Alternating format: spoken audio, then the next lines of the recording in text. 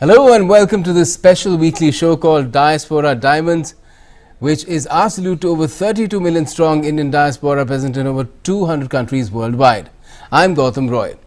The show launched the same day, same time earlier this year, around the time the 17th Pravasi Bhartiya convention was held in Madhya Pradesh's Indore city. PBD is a platform for the overseas Indian community to engage with the government and people of India and share their experiences and insights. It also helps strengthen ties between India and the global Indian diaspora and to recognize the achievements and contributions of Indians living abroad. The Pravasi Bhartiya Samman Awards are an integral part of the biennial event and are conferred by the President of India upon members of the Indian diaspora who made exceptional contribution in their chosen fields and have acted as India's ambassadors in foreign lands. Our guest this week is one such awardee, Dr. Rajagopal, recipient Pravasi Bhartiya Samman Award and distinguished professor, EGADE Business School, Mexico. Good morning to you and welcome to Diaspora Diamonds, Dr. Rajagopal, since you're joining us from Boston, where you're visiting professor these days. And first of all, congratulations for the award. What were your first thoughts when you heard that you're getting the highest honor that the Indian government can give to an Indian living abroad, which in your case is Mexico? Thank you for inviting me for this forum. And it has been a big surprise to me when I heard from the ambassador of India in Mexico on December 28, if I rightly remember, that I have been selected for this award, because I never expected. I have been working all through my life in various aspects of rural development and marketing and farmers education. So the thing is that I found that, you see, well, this has a big return on my life invested, and that gave me a big self-actualization, and it's also a motivation for me to get further engaged in various activities in social development and rural development, and also in the economic development of the country as such. And beyond everything, it's also a big social esteem to have this recognition from Government of India, which has ultimately which has the ultimate and which has recognized my contributions. I'm sure you deserve it well. But what can you tell us about your journey from India to Mexico? Your move took place at the start of the third millennium, when you were already well established as an academician in India with expertise in a range of topics from rural marketing, marketing management and cooperatives, and even Hindi.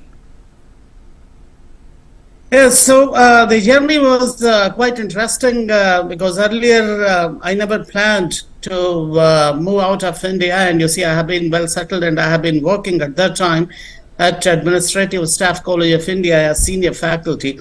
So I thought that, you see, well, there's a very good platform for me to continue in India itself, but one fine day I received an invitation from Tecnológico de Monterrey, which is one of the largest private universities in Mexico. Okay. So the fundamental concern for me was the family, fraternity, and my future, saying, they'll say how really I can manage these three. So that I consider as, if I acronym that, and then you see it becomes as a 3F, which is my family, fraternity, and future. So in this process, I consider my wife as one of the kingpins to really make the decision and move the entire perspective from India to Mexico, who has really gave me a big confidence, saying that, you see, well, the family, my children can really pick up the different languages, a non-English speaking country, and you see where Spanish is the official language. So my children, they learned Spanish. My wife, she learned Spanish. And then we moved ahead with our point of shifting from India to Mexico, and my focus in entire journey, and my focus also was after getting on to Mexico was about inducing the concepts what I developed, what I learned in India, and their applications with focus on research and transformation. So if you join all these touch points, you will find that you say it as CART, CART, that is the concept, application, research, and transformation, which really gave me a big challenge to create a kind of systems thinking in Mexico, particularly in educational field, in research field, and in the application oriented field, where we have to go to the entrepreneurs and give them solutions what I learned in India. Right. Now, you've been given the Pravasi Bhartiya Samman Award for your contributions in the field of education. Tell us more about your activities in the field of education in Mexico and elsewhere. Well, I have been engaged largely in research and in education, and my major focus was that how really I can impart the skills and knowledge to the working managers, particularly here. Most of the people who do their MBA, they are all working managers. So building managers is one of the big challenge, and building managers with new concepts. And you see, you are trying to have a fusion of East with the West. So that was one of my concerns here. And with that, I tried to build the convergence between the Indian concepts, particularly in development, in management, and in social and cultural development with the Mexican environment. Okay. And your citation for the Samman also says that you've made seminal contributions in the fields of rural development, farming communities, and women entrepreneurship in India. Now, how does your work apply to these sectors? Well, my basic contributions in India were towards the farming communities, particularly to educate the farmers in new practices of the farming, and non-entrepreneur and non-farm sector, particularly when we talk about then it's all about the handicrafts, handlooms, and where the focus of my research and focus of my contributions in developing new business models were towards the women entrepreneurship. And I have worked also with, to some extent, particularly in research fields, with SEWA, that is Self-Employed Women's Association, and I have also worked with the Institute of Rural Management, where I had an opportunity to see how really the non-farm workers, particularly the women, they work in various non-farm activities. There was one institution called Tribhuvan Das Foundation, where I found that, you see, this is somewhat incredible if really we are going to improve upon the non-farm sector development and also the farm sector development over a period of time. All right. The citation also says that you've infused business orientation among farm and non-farm entrepreneurs. That's what you mentioned as well, from 1984 to 2001 through social laboratories. Now, tell us a little bit more about this initiative and how it helped farm and non-farm entrepreneurs. Yeah, the social laboratories were largely a part of the research methodology. But in fact, they also help the farmers. They help the non-farm non-farm activity participants, particularly the women and other members of the society. So what we used to do in social laboratories is that we used to organize the participatory rural appraisal to know from them that what really they feel about the current situation and what they want. So this is an established practice, and this was the participatory rural appraisal was conceptually it has been derived at IDS Sussex. IDS is Institute of Development Studies in University of Sussex by the Robert Chambers.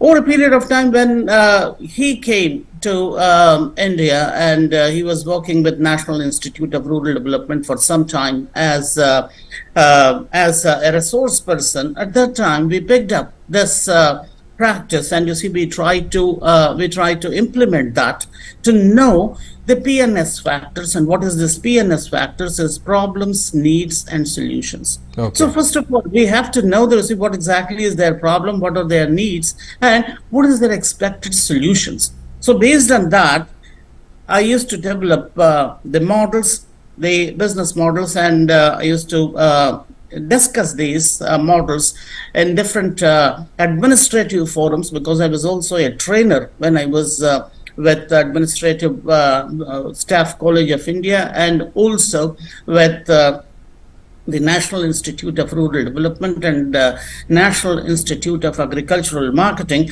where the major focus was on socio-economic upliftment and quality of life improvement, and to provide the leadership skills. So this, if you just abbreviate this, it becomes as a SQL, and SQL is one of the very important milestones for my research, at least, which I made it for myself, and that was the focus of my social laboratories. All right. Now, let's widen the scope of our chat now and talk about India and Mexico as well. Well, they have had trade, investment and cultural linkages and exchanges for many decades now. They're both emerging economies and share democratic, pluralistic and other values. Now, how is the Indian community in Mexico helping to build upon these commonalities and links? Indian diaspora and Indian companies in Mexico is now at an increase. So when I came to Mexico in 2001, at that time it was very hard to find a large diaspora, and it was very hard to find some industries from India which are really making a dent in the Mexican economy. But today, there are many Indian companies in manufacturing. And they are in pharmaceuticals, they are in tires, they are in food industry, different segments they have already gotten, and they have developed quite a good a contribution for the Mexican economy. And in addition, the information technology and educational services, because we do have a lot of agreements, memorandum of understanding agreements being signed between the higher educational institutions of India, like Indian Institute of Management Bangalore, Indian Institute of Management Indore, and Institute of Public Enterprise Hyderabad. So, and also the very recently we have been working with, that was the International Management Institute, which is at Bhubaneswar and Delhi and Calcutta. They do have the three campuses. So what exactly happened over a period of time is a cultural mix in business, cultural mix in industry has grown up. And this has been further motivated, has boosted by India-Mexico Business Council. Right. So this is very instrumental for converging the Mexican business with the Indian industrial system. Okay. And how is this contribution of the Indian community in Mexico viewed by the Mexicans themselves, the majority of the country? So the contribution of Indian diaspora is, in fact, highly commendable. And if you look at that, what really we have been doing, and to see what we have done so far is we we really uh, we really make the Mexican counterparts to learn about the concepts that we have used and we have succeeded in that.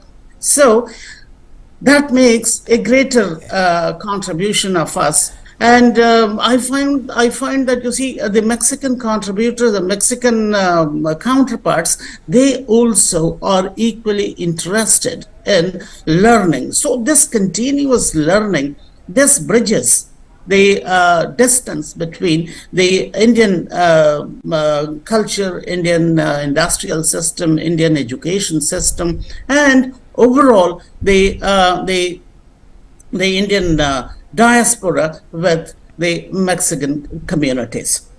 Uh-huh.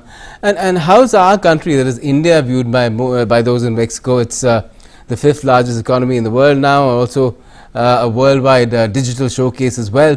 Is it seen as a rising global star, which is also the voice of the global South, as it is trying to be while hosting the G20 summit this year, where Mexico is also a member? Yeah, certainly.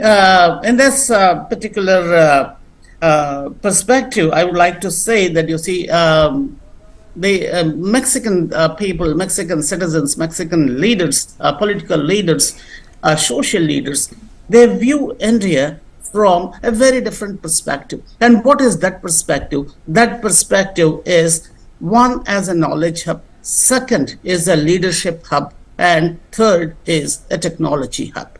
So the most attractive part for all the Mexican counterparts are about the precision, what we take in our decision, and the confidence in the leadership. The higher economic growth, the particularly which is exhibited in our GDP and our foreign reserves and international relations, and take an example of about United Nations and Security Councils, we do have our representation. And G20 leadership, it does create a very big contribution and very big milestone, not only for us but also for the counterparts in Mexico, who really view that how powerful our entire strategy is, our diplomacy is, our business culture is, and how really we are trying to move forward towards Industry 4.0, then Education 4.0, and with not only with these advancements of industry and education in reference to technology, but also how really we are moving fast in space, and Definitely.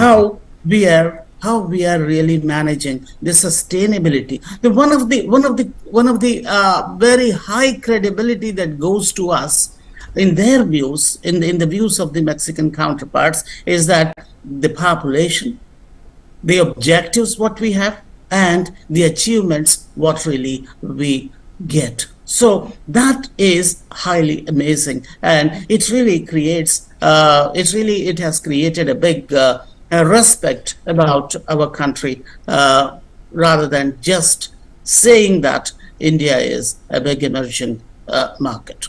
Okay. Now, with all this in mind, and you mentioned the Business Council as well, but tell us about what other kind of activities is the Indian community in Mexico taking up to shape the perception about India as a rapidly developing multicultural society, which can be an effective partner in multiple fields for Mexico's own progress and development.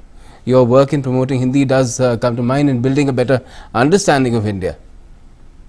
Well, in this perspective, I would like to say that you see, this is one step that you see we have moved to integrate the Indian industry with Mexican industry, and that is being taken care of by India-Mexico Business Council. On the other hand, with the initiative of Ambassador of India to Mexico, Dr. Pankaj Sharma, we have developed And we have launched already. That concept was developed in over a period of time. We are working on that, and we launched the India-Mexico Research Consortium to bring the people, particularly the research people from India and research people from Mexico on one forum, so that they can exchange ideas, they can exchange results, and you see they can implement some of the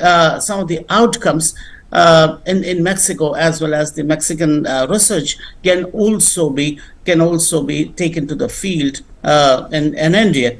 Apart from that, we do have a lot of lab to land practices, particularly here. There are many organizations which are moving very close to the Mexican community. Like, take an example of UPL. It is one of the strong industrial segment, and that is the industrial chemicals and agrochemicals. They work on that, and this particular company is trying to work on the sustainability. In Mexican environment, in Mexican ecosystem. That is an Indian company, and they have a great contribution there. Apart from that, the information technology, then the cultural fusion. The cultural fusion has been done by, there is a cultural center which is known as the Gurudev Tagore Cultural Center, which is under the aegis of the Embassy of India.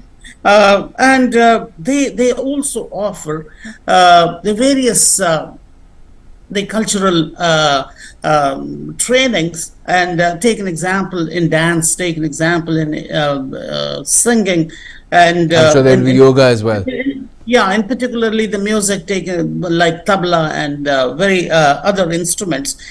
Apart from that, they also conduct the Hindi classes. Wonderful. So once the Mexicans citizens are interested in taking these activities which belong to India and adapt to that. Mm-hmm. So here, there are three factors which really work, and that is creating awareness, providing them the attributes of our culture, and then raising adaptability, that you see how really they can adapt to Indian culture. And I have seen that the Mexicans performing in all our national events, particularly in on Republic Day, on Independence Day, in the embassy grounds. They come and you see they perform, and they were all trained by the Cultural Center of Mexico, Cultural Center of India for the Mexican people. And apart from that, very recently, in association with again Indian Embassy, and I have pushed a little bit of efforts on popularizing Hindi, and even to our Indian diaspora, we thought that you see, let everyone express themselves in Hindi. And for that, we are planning, and first, the newsletter by name Pallav. Pallav is the spring leaves, and that will be most likely to come on the 15th August of this year. Okay, wonderful. Now, before we let you go, tell us about the experience of attending the Pravasi Bhartiya Divas convention in Indore as well. I'm sure you must have been coming to India every now and then, perhaps even after having received the award. Now, what are the impressions that you've taken back from your latest visit about the country's progress and development? That was excellent, and that was my first lifetime experience to have such a big forum, and all dignitaries were there to meet them, and then to look for that, to see how big and how intense is our commitments towards developing the personalities who have really contributed in overseas forums about the education, medicine, and various other fields. So this particular event is so well organized, and it brought us to the beginning. So though we are all at the very late stage of our life, but the thing is that I'm sure there's a lot more to come. Yeah, so this has just brought us to the beginning, and you see, this is highly energizing. And also, we found that, you see, that gives us a big motivation to prepare the new generation and reinforce symbiosis between we, the citizens of India, and the country. This is indeed an eternal relationship, what I feel that with the Indian citizens who stay abroad and the country will love. Yes, and finally, what do you think this honor that you and a select few others have earned this year, the highest that the Indian government can give to Indians living abroad, overseas, would mean to the larger Indian diaspora as well? Yeah, for everyone, I suppose, because after the event also we have discussed with many people that who have received the award, not only in 2023 but also in 2021. So we found that everyone is so enthusiastic, they are thrilled, and you see, they are full with the energy to indeed provide the better services abroad to the Indian diaspora. And at the same time, the Indian diaspora is also very receptive to the new initiatives conducted by individuals as well as by the organizations like embassies in different places. Wonderful. Well, great speaking to you, Dr. Rajagopal, and once again, congratulations for the award, and keep serving the community that you are, of course, in your adopted country as well, and keep the Indian flag flying high. Thank you so much for joining us. Thank you very much. Thank you very much. And that's all we have for the moment in this edition of Diaspora Diamonds. For all the latest, keep watching DD India.